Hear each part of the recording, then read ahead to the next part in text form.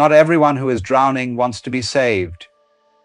Those words may sound harsh, even cruel, but they carry one of the deepest truths about human nature. You see, there are people who do not want light. They crave attention. There are people who do not want change. They want comfort in their misery. And when you try to save them, you do not lift them up. You drown with them. There are people who drain your energy, distort your kindness, and disguise their dependence as weakness. And unless you learn to see them clearly, they will take your peace, your purpose, and your power. So today, I want to talk to you about something that most people are too afraid to admit. There are dangerous people you must not help. Not because you are heartless, but because life is teaching you discernment. You see, most people mistake compassion for servitude. They think being kind means rescuing everyone, that love means fixing what is broken, that goodness means sacrificing themselves endlessly. But true compassion requires clarity. There is a difference between helping and enabling. When you give your energy to someone who refuses to grow, you do not heal them. You feed their weakness. The universe does not reward blind giving. It rewards wise giving. Even a doctor knows when to stop resuscitation. Life demands the same wisdom from you. The first type of person you must never try to help is the one who refuses to take responsibility for their life. You know this type well. They are always a victim, always suffering, always blaming something or someone else. Every conversation begins with how unfair life has been to them. If they fail, it's the system. If they hurt someone, it's their childhood. If they're miserable, it's the world's fault. They wear their wounds like a crown, not to heal, but to manipulate. You can spend your whole life trying to carry them across the river, and they will never thank you because they never plan to reach the other side. They enjoy the drama of their pain. They feed on your pity. The Buddha once said, "No one saves us but ourselves. No one can and no one may. You can offer the tools, the guidance, the support, but if a person will not stand, you cannot walk for them." When you keep helping a person who refuses to take responsibility, you are not saving them. You are protecting them from the consequences that were meant to awaken them. The second type of person you must not help is the one who drains your energy without giving anything in return. These are the emotional vampires, the ones who show up only when they need something. They will come with stories of crisis, of heartbreak, of chaos, and they will pull you in, and the moment they feel better, they disappear, only to return when the next storm arrives. You pour into them, but nothing ever grows. They are like bottomless cups. You can pour for eternity, and still they remain empty. The more you give, the less they appreciate it. And when you finally have nothing left to offer, they will blame you for not giving enough. Such people are not looking for help. They are looking for a host. The wise man learns that not every cry deserves an answer. Not every problem is his to solve. Energy is sacred. Guard it as you would guard your breath. Then there is the third kind, the one who lives in perpetual chaos. This person thrives on disorder. They create drama, then call you to fix it. They burn bridges, then complain that no one stays. They make choices that lead to destruction, and then expect you to clean up the ashes. If you rescue them once, they will return twice. And if you save them twice, they will make it a pattern. They do not want peace. They are addicted to crisis. And by stepping into their chaos, you make it your own. Remember what the philosopher Seneca said, "What you lend your energy to, you become." When you surround yourself with chaos, you lose your own center. The kindest thing you can do for such a person is to walk away, so they can finally face the storm they've been avoiding. The fourth kind of dangerous person is the one who confuses kindness with weakness. This one sees your compassion and mistakes it for stupidity. They take your patience as permission. They are charming at first, humble even. But once they realize your heart is open, they begin to take. They take your time, your trust, your generosity. And when you finally draw a boundary, they accuse you of being selfish. These people do not value love. They exploit it. They have no interest in mutual respect. To them, Kindness is currency, and they intend to spend all of yours. Remember this. Real kindness includes boundaries. You can forgive a snake for being a snake, but that doesn't mean you put it in your bed. The fifth kind you must not help is the one who refuses truth.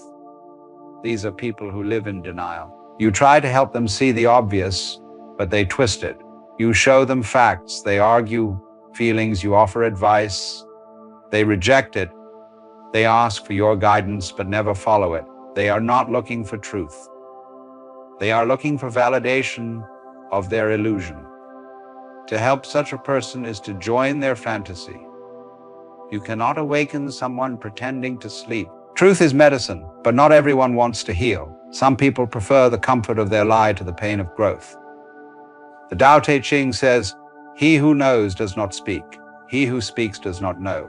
Stop wasting your wisdom on those who do not want to listen. The sixth type of person you must not help is the one who takes pleasure in control. They do not want your support, they want your submission. They feed on power, on making you feel guilty, on watching you bend over backward to please them. You try to help them out of kindness, and they make you feel like you owe them for it. You give them your time, and they use it to pull your strings. These are emotional manipulators. They don't want healing, they want dominance. Helping them only strengthens their control over you. When you encounter such a person, walk away with dignity. Your energy is not theirs to feed on. The seventh kind of person you must not help is perhaps the most dangerous of all. The one who refuses to help themselves even after they've been helped again. You have held their hand through every fall. You have given advice, resources, money. You have forgiven their mistakes, endured their excuses, and still nothing changes. They are professional sufferers. They wear helplessness like an identity.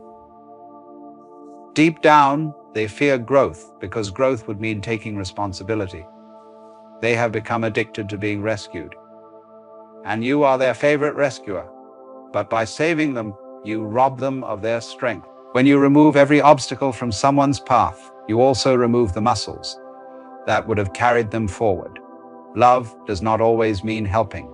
Sometimes love means letting someone face their own reflection. Now you might be thinking, but isn't it cruel to walk away from people in pain? It is cruel to stop their evolution. There is a difference between abandoning someone and allowing them to face life. The seed must crack to become a tree. The bird must break the shell to fly. The soul must struggle to awaken. When you interfere, you delay their transformation. And you must also understand that every person you save at the wrong time is a person who might never learn the right lesson. Trying to save people from their karma only adds it to your own. And that is the essence of wisdom. The universe has its own way of teaching each soul what it must learn. Pain is not punishment. It is instruction. When you take away someone's pain before they've learned from it, you rob them of wisdom. The wise person understands that compassion without boundaries becomes destruction. There is an old story of a man who found a cocoon on a tree branch. He saw that the butterfly inside was struggling to emerge, so out of pity, he took a knife and carefully cut the cocoon open. The butterfly crawled out easily, but it could not fly. The struggle was what forced the blood into its wings. By taking away its pain, he took away its power, and this is what we do when we help the wrong people. We cripple them with our kindness. You must learn to recognize the line between helping and harming. The universe does not ask you to save everyone. It asks you to awaken yourself and to shine your light. Those who are ready will come to your light. Those who are not will curse it. Do not dim yourself for those who fear their own growth. Your duty is not to carry others. Your duty is to walk your own path so clearly that others learn to walk by your example. People will call you heartless for this. They will say you've changed, that you've become distant. They will call you selfish because they can no longer feed on you. Do not let that guilt pull you back into old patterns. Compassion is not about drowning with the drowning. It is about staying on the shore. so you can throw the rope when they are ready to grab it. You cannot save anyone who is committed to their suffering. Life will test you with these people again and again. It will send you the victim, the manipulator, the energy thief, the drama maker, the liar, the controller, the one who never grows. Each time, it will ask you the same question: have you learned the difference between love and self-sacrifice? Between empathy and self-destruction? Between compassion and codependency? Life will test you with these people again and again. It will send you the victim, the manipulator, the energy thief, the drama maker, the liar, the controller, the one who never grows. Each time, it will ask you the same question: have you learned the difference between love and self-sacrifice? Between empathy and self-destruction? Until you learn, the same lesson will return in a new face. The irony is that the moment you stop trying to fix people, you begin to truly help them. Because you give them back their power. You say, I believe you are capable of standing on your own. And that belief plants a seed in them far deeper than your pity ever could. Some may hate you for walking away, because nothing awakens a person faster than losing the crutch they depended on. This is not about becoming cold or indifferent. It is about becoming wise. It is about understanding that your energy is sacred. You are not a savior, you are a mirror. The best way to help others is to live as an example of what is possible when one takes responsibility for their own soul. So when you meet these 7 kinds of people, the blamer, the drainer, the chaos maker, the exploiter, the denier, the controller, the dependent, remember this truth: you are not responsible for anyone's awakening but your own. Walk in love, yes, but walk with eyes open. Your light is precious. Give it to those who use it to see, not to those who use it to blind. Because in the end, the lesson is simple. You cannot help those who refuse to rise. But you can rise so high that your very presence reminds them that they can too. That is the real way to help. And if you must let some people fall behind, do not grieve.